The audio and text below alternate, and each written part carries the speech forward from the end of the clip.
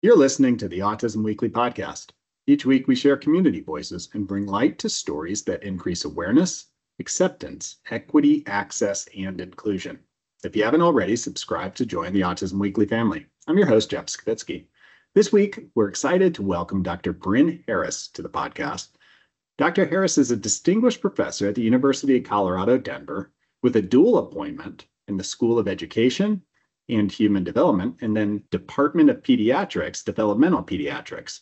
She's also the director and founder of the Bilingual School Psychology Program at the university and a bilingual Spanish licensed psychologist who is also a nationally certified school psychologist.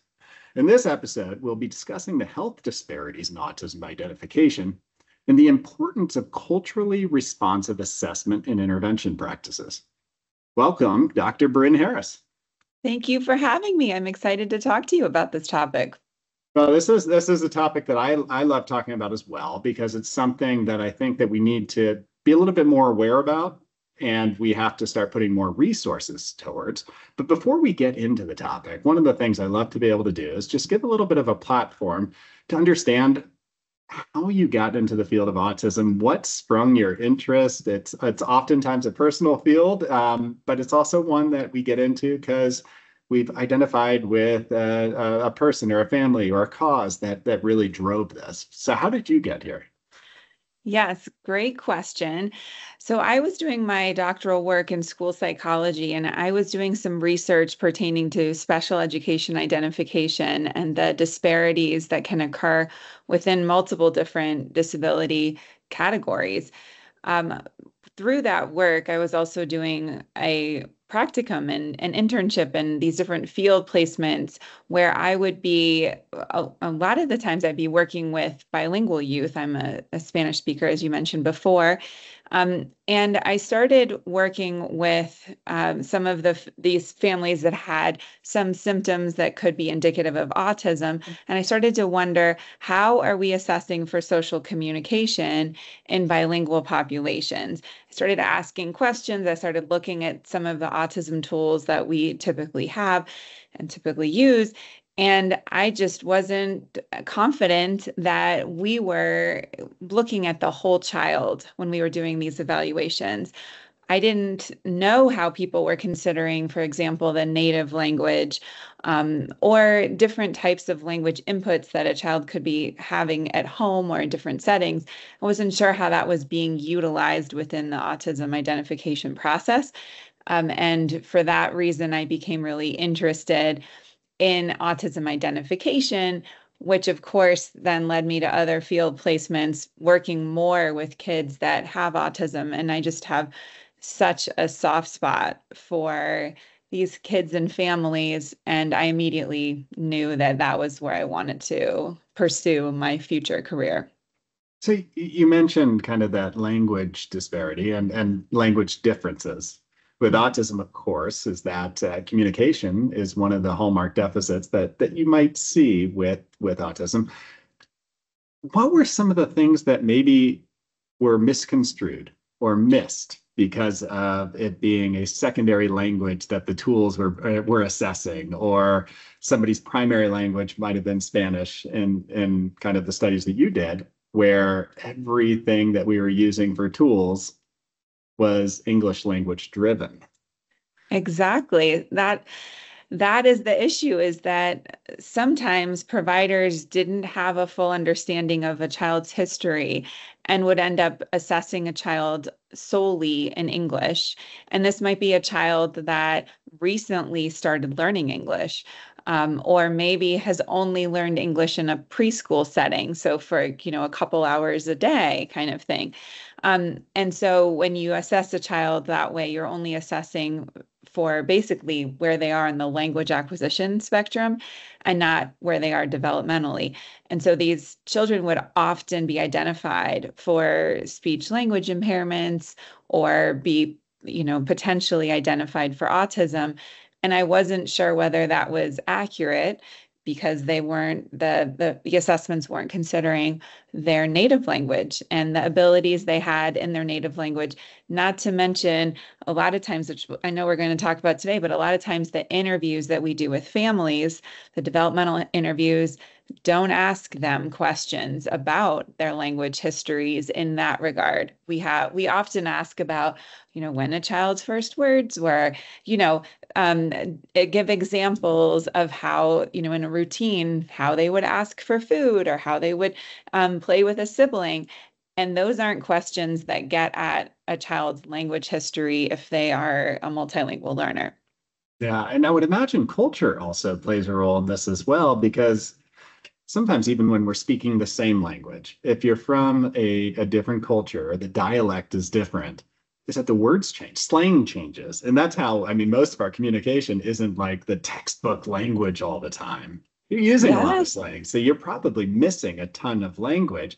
So does it go beyond just the language itself and move more into you really have to understand the culture of the individual that you're assessing? Absolutely. That's a really important point. So the families come to us with their own experiences, expectations, beliefs, values about how they should raise a child. And that is culturally driven. Language is also culturally driven. So the way in which families will come to us with any concerns or when they think that there might be a challenge or a problem within their family or their child, that is also culturally driven. It's based on what experiences that family has had and what they believe, um, how they believe they should address that challenge. So some families might be less likely to, for example, seek um, any kind of care through a health establishment or community care because of stigma related to disability, for example. Some families might feel more of might be more trusting in faith-based organizations, for example, or talking to other family members about challenges. And so that's very culturally derived. And then the way in which we raise our children, the types of experiences that a child has related to communication is very culturally driven as well. The way in which we're taught to speak to elders may be different. The way in which we we look at adults in the eye, the way in which we use gestures. All of these things are very culturally derived and can influence the way in which we interpret behaviors on an autism assessment. And all of those things sound like they're extremely hard to be able to kind of generate all the research. I know that we're making some headway on that so that we can be more informed as practitioners. But I guess the overarching question is that you're looking at language disparities, you're looking at cultural differences.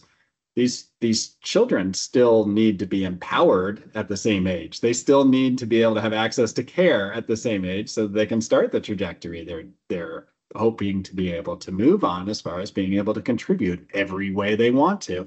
So why is it so important that we're getting this right and that we can give appropriate diagnoses at the beginning? Yes, that's so important. Well, one of the big reasons is that we know early intervention is such a benefit to children. We've been researching this for decades. This isn't new information for your listeners, I'm sure. But one of the things people don't consider is that early intervention is just as valuable for every child, regardless of language, regardless of culture. Though the language and culture needs to be considered and integrated into intervention to make them to have stronger outcomes for those interventions. But the early intervention is going to be the most effective for children with autism and families. And the other thing to note is that it's not only the early intervention, it's the accurate identification that happens prior to the early intervention that needs to be really comprehensive because remember, assessment is meant to guide intervention. It's not only for diagnostic or identification purposes. So a really comprehensive assessment will set up a child and a family for really culturally and linguistically responsive intervention services as well. And so by providing that identification process, we're also giving families valuable information about their children and their children's identity. And then, of course, the children themselves, when they're developmentally ready to get that information about themselves, it can be incredibly powerful to learn about yourself and your strengths and your assets and see culture and language as strengths and assets that can be integrated into your existing intervention resources. And all of those things are important across all of healthcare, I would imagine, and not just for the population identifying as autistic or those that are caring for those that identify that way. But when you're talking about all of these issues, is that maybe you can walk me through kind of the history of how those assessment tools and evolved over time and even how we're using them? Because I would remember maybe 10, 15 years ago is that even translation services and getting the tools in the appropriate language to actually be able to communicate with the family was extremely hard to be able to do. And so maybe you can give us that baseline of walking us through where we started and where we're going with that. Absolutely. Well, we have to remember that we really haven't been diagnosing or identifying autism for that long. I mean, this is a relatively recent history, if you will. I'm surprised that we don't have more research to date on populations other than primarily white males. But some of it makes sense because of the history with autism identification. Most of the tools that were created with white males because that was the population that was most likely to be identified at the beginning of autism identification, particularly families that were middle to upper socioeconomic status. So families that had the ability to access autism identification services were most likely to be identified. And then, of course, males, we still see that today as being more common. And then white males in particular. So what happened then is that when we created additional autism assessments, we wanted to match our norming sample and our standardization process to prior assessments. We wanted to see how our new autism assessment matched the findings from the previous one. And that's a very common practice in psychometrics. And so what ends up happening is that we get this, what we call oversampling of white males that continues to occur when we are standardizing an autism assessment. So it wasn't until really recently that we have some autism assessments that said, wait a second, we're going to do this differently. We're going to oversample other populations that aren't as likely to be identified with autism historically. And so we're seeing some of that. We still have a far way to go. We're seeing some strengths with certain assessments, but they're often just very large groups. So, for example, only Black and Latinx populations, as well as white populations, for example. So, really, what about all the other populations? And then what about all the families that are identifying as multiracial? You know, how are they going to identify on this kind of standardization sample? It's a very complicated process. So I understand why the test publishers struggle with it. But at the same time, we need to have assessments that match our demographics. And we also need to be able to have assessments that are responsive to our needs as providers. So if I could talk a little bit about language. So if we're assessing a child that is multilingual, we currently don't have any autism assessments that are standardized with multilingual populations. We have some that have been translated into Spanish, and then some screeners primarily that have been translated into some other languages. But translation isn't the same as standardizing. So we don't really know how that assessment really might be different within different cultural populations. We are using the assessment that has been normed primarily on white children. We're then translating that into Spanish or another language. And we don't know if, for example, that translation, maybe some words might be really complicated for a family to understand, or the meaning might be different than what we intended. And so we have a lot to do related to autism tools to really make sure that we're being responsive to a wide range of the population.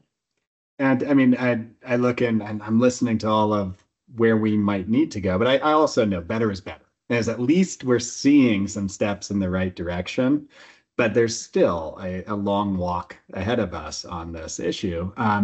Would you kind of say that, I mean, throughout the years, even as services and assessments have opened up, is that we actually created more disparity initially for underserved populations because we had the assessments that maybe were miscategorizing or they were giving incorrect information. And then you also had on the treatment end providers kind of going to specific areas and setting up shop, which meant that there were whole areas of geographic space that and demographic space that had nothing going on still.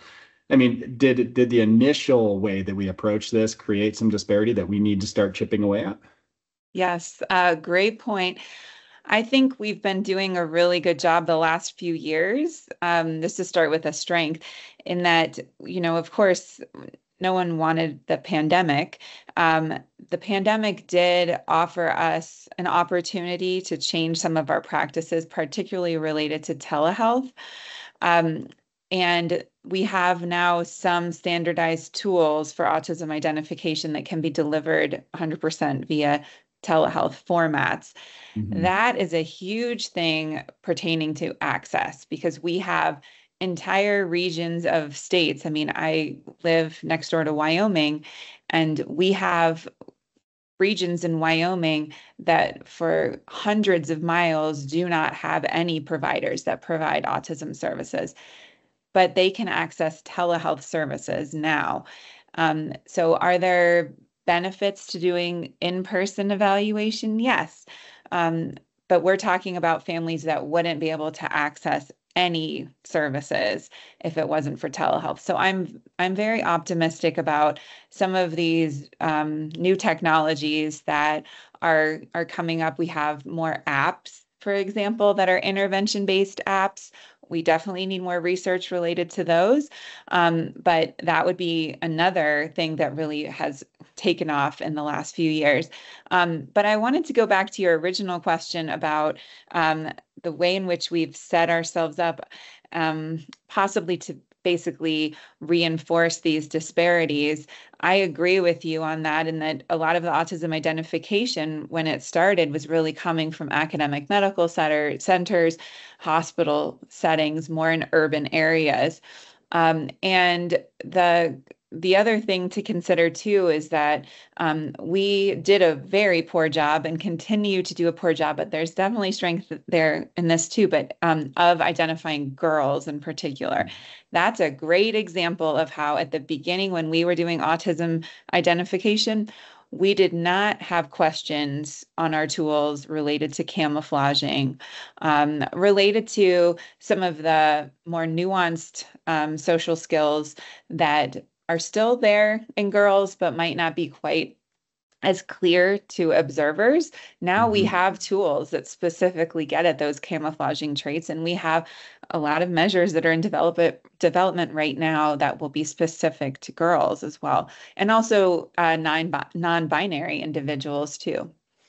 I remember back when the initial research started coming out that was a little bit more skewed towards evaluation of girls and being able to understand those characteristics. And I believe it had almost an instant effect on the prevalence rate that was being identified with girls. So Yes. there was stuff that obviously we were missing.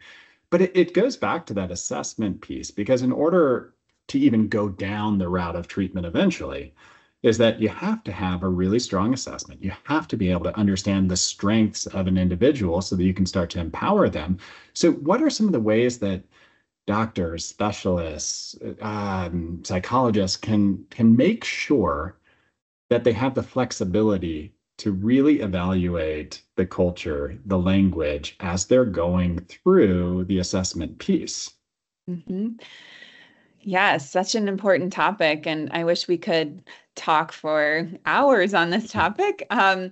So one of the primary things that I will say is that every provider needs to come into the assessment space with an understanding that culture and language needs to be considered throughout the entire assessment. So we're not just going to be picking the same assessment tools that we use for every child. We're going to be getting information at the beginning that will lead us to what tools will give us the most valid information for the child that we are working with in that family. And so, what are the ways in which doctors and specialists can make sure their evaluations are fair? One of the strongest practices in the literature is the use of family liaisons or, family navigators. There's a lot of different terms out there. But basically, helping the family access advocates that can help families understand the very complex medical community-based center, the community center boards, all of these different organizations, agencies that families are all of a sudden thrown into. It's very complicated. And these family liaisons, we know from the research now that family is more likely to go from an autism screening to an autism evaluation if a family liaison or family navigator is used. We also know that when interpretation services are offered, which should be 100% of the time, we're getting better at that. I'm still surprised that they're not always offered, but when interpretation services are offered, families feel more connected to those providers, feel more engaged, and they're going to be more likely to share more information that is helpful for you. That makes a ton of sense. Yeah. And if you can communicate with somebody, of course, you're going to be more open, more trusting, and put more faith in that. Yes, absolutely. Yes. And then I'd say one other thing that's really important for all providers is that we need to be collaborative, especially in this time where we have long waiting lists for evaluations and service providers, and we have a lot of need and sometimes not enough staff, especially when we're talking about bilingual staff. We have very few available. We need to be better about collaborating across sectors, across services. And I don't know why that's been such a challenge because we've been writing about this for decades.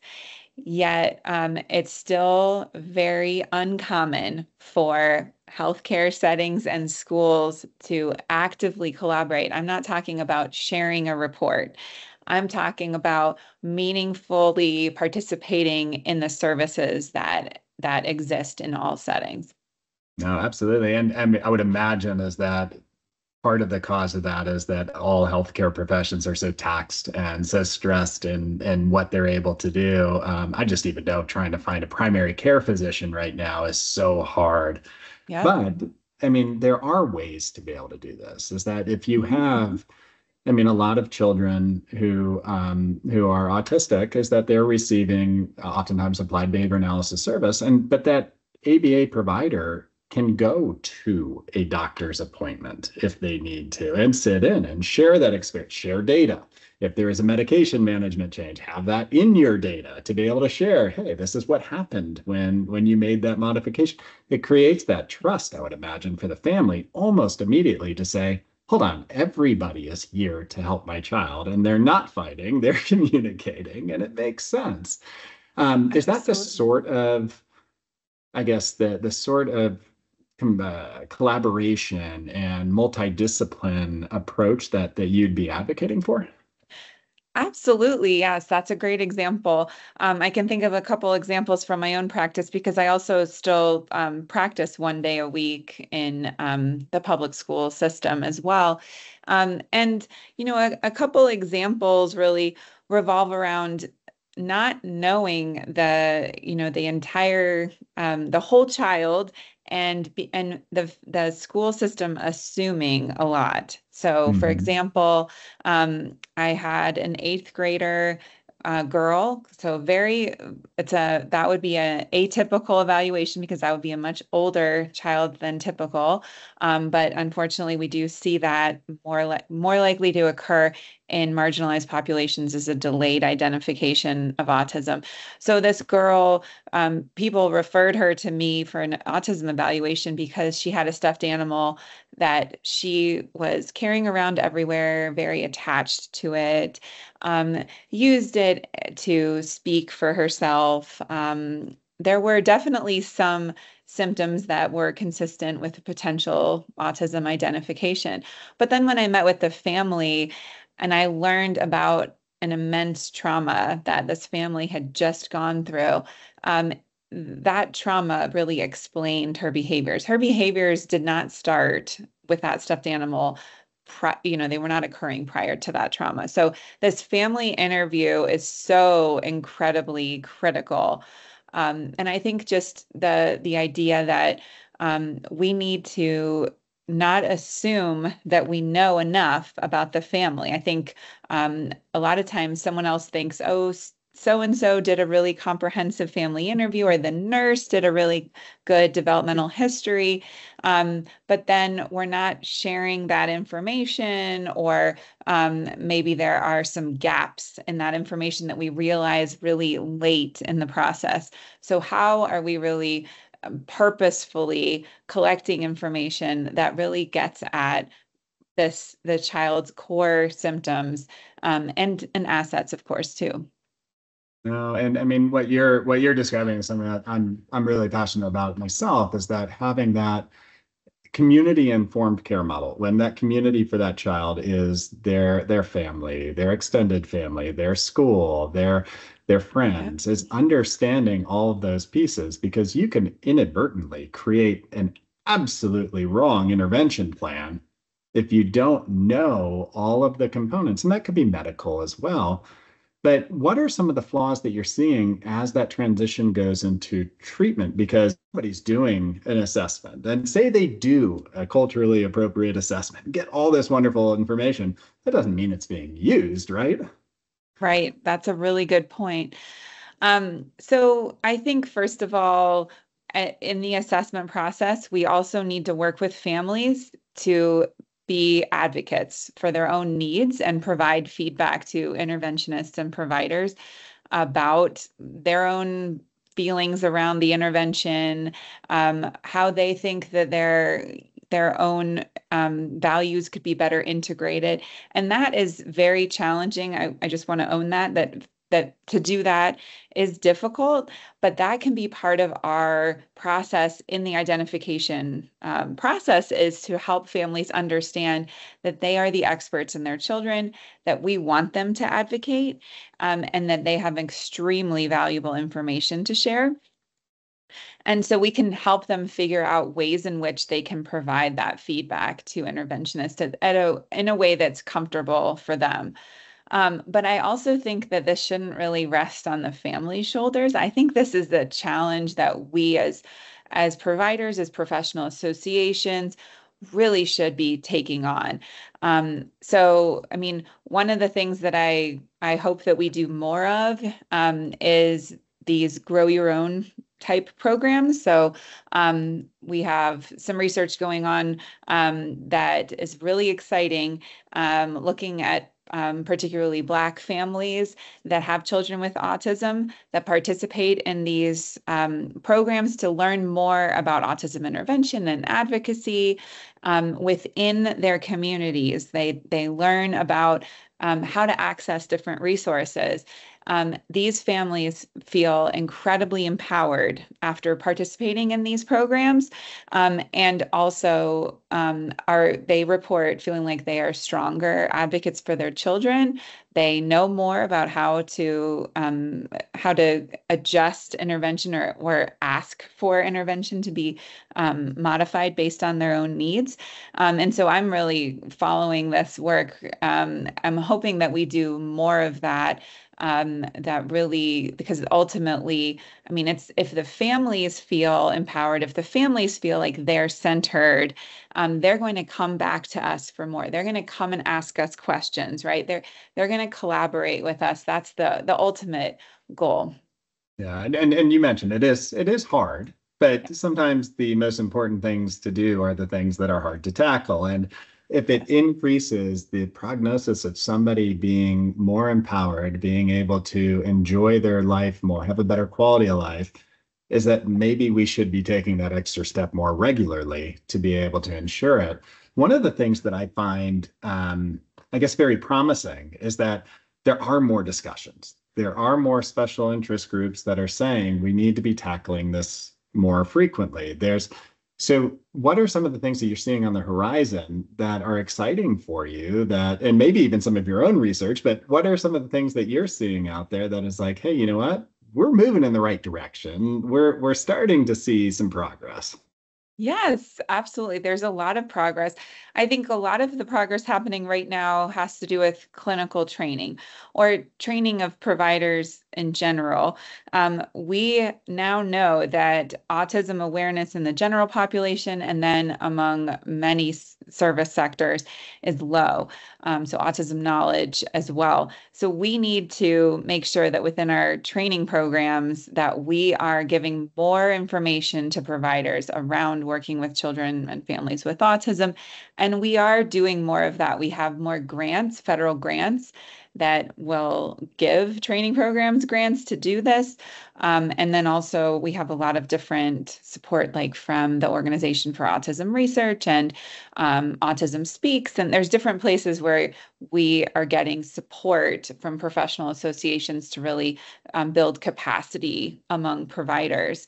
I think we need to be doing a lot more when it comes to policy work.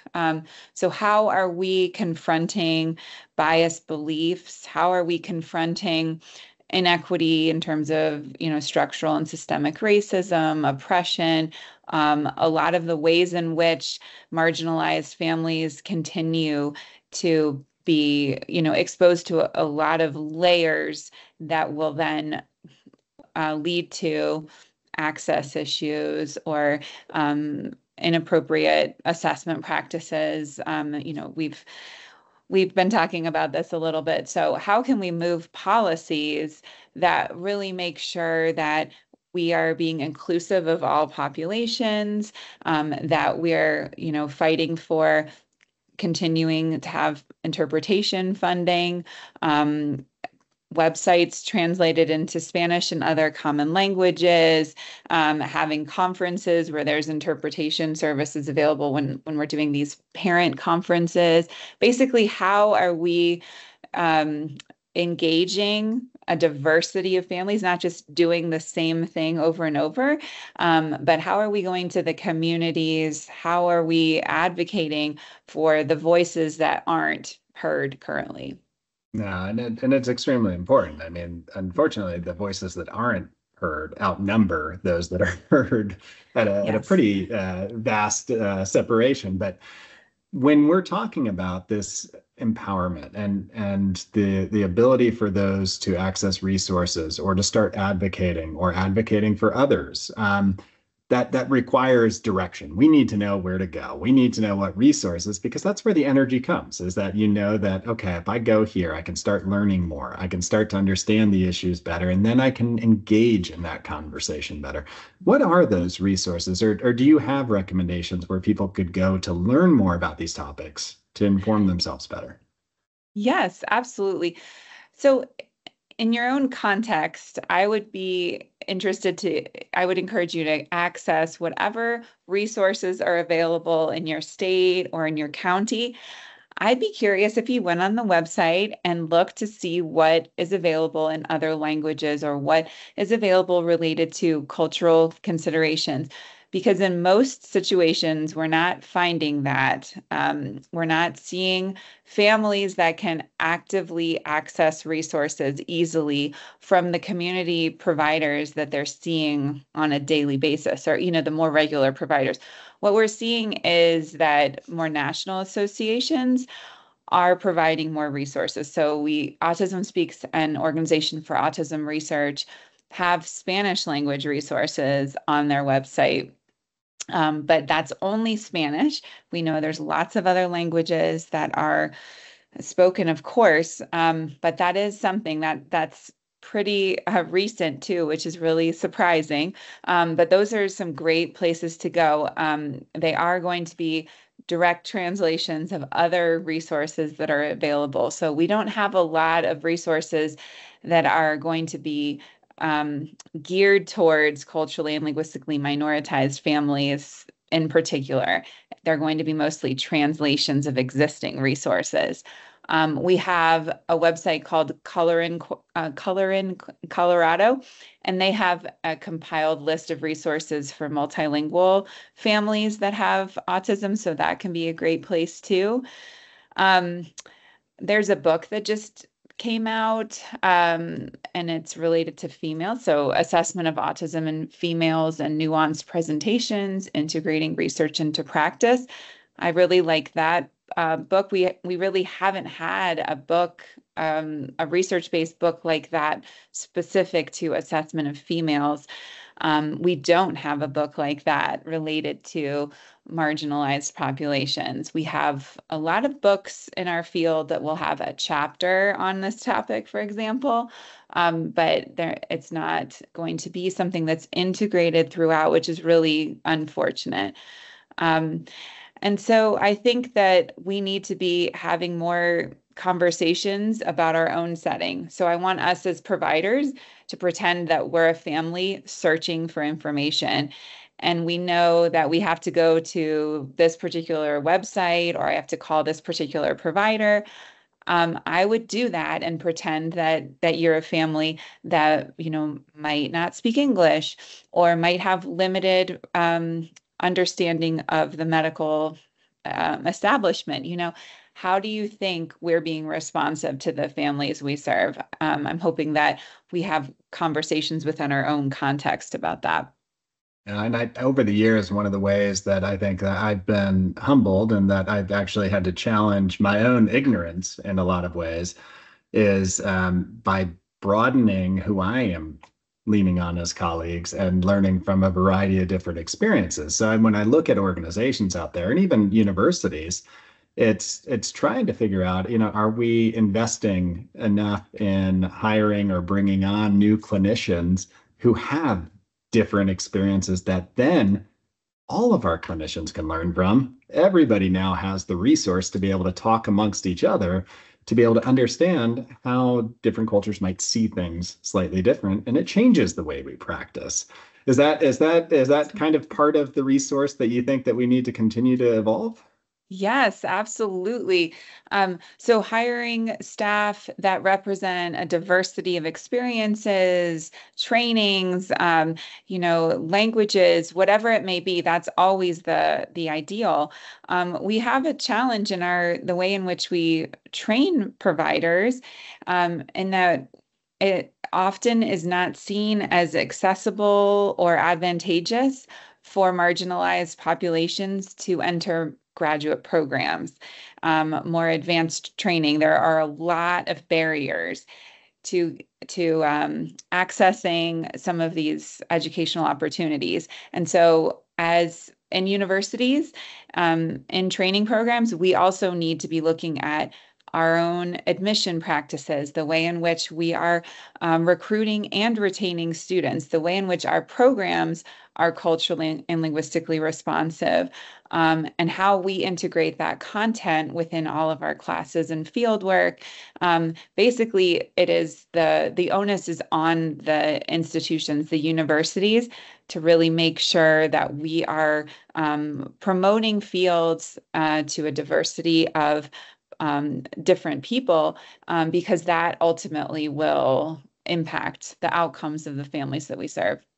Absolutely. And Dr. Harris, I couldn't appreciate you more for coming on, because I feel always lucky and privileged in the fact that every time I have a chance to talk with one of our guests, is that I feel like I'm having a chance to learn. It's challenging my own assumptions. It's growing my knowledge set as far as, hey, you know what? I probably need to go get some more information on A, B, or C and continue to evolve the way that I'm thinking through my practice.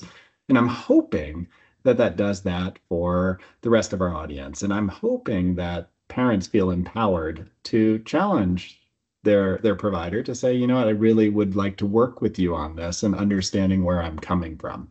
But thank you so much for giving us some of your time today and your expertise. Of course, it was really a pleasure. Thank you so much. Thank you for listening to Autism Weekly. We hope you tune back in next week to learn more about autism in the real world. Autism Weekly is now found on all the major listening apps, including Apple Podcasts, Google Podcasts, Stitcher, Spotify, Amazon Music, and more. Subscribe to be notified when we post a new podcast.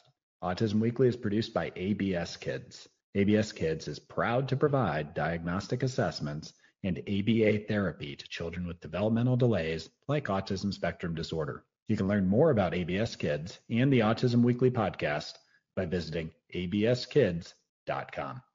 Thanks for tuning in. See you again next week.